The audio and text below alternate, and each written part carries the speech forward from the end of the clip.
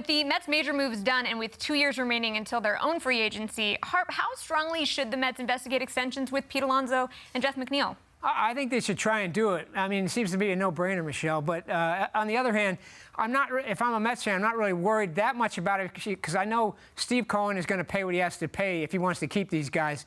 But Alonso, I would think, would be the first guy just because look, he keeps hitting home runs the way he does. He's going to have a huge market when he gets to free agency. So he'd be the guy you'd want to lock up first, I think. But I think McNeil is really, really valuable as well. It's just that, I think if you're a Mets fan, you're not that concerned about losing these guys because, if Cohen wants a guy, he's going to probably get him. You nailed it, Harp. Look, the DeGrom situation is so different than what you're dealing with the other guys. Brendan Nimmo ended up coming back. Edwin Diaz was taken care of. And I'm with you when it comes to Alonso. He kind of is that face of the franchise type of guy. And with these contracts being as insane as they are, I mean, the market keeps going up, up, up. I don't know if it's inflation.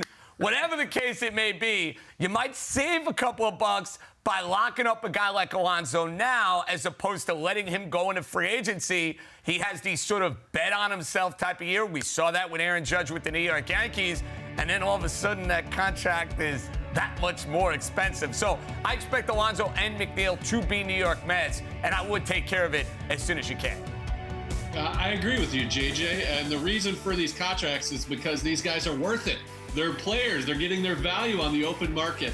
But I do think that Alonso has to be the first target. You don't see guys with 50 home run potential come around very often. And I'm interested to see how this the inability for teams to shift plays against McNeil. I know he hits the ball everywhere. He is getting a little bit older, but I think his skill set, while valuable now, might not be as valuable. But I do think they're very important to this Mets team. It would be great for them to go out and sign them both to a longer-term deal. But for me, Alonso is the #1 target for sure.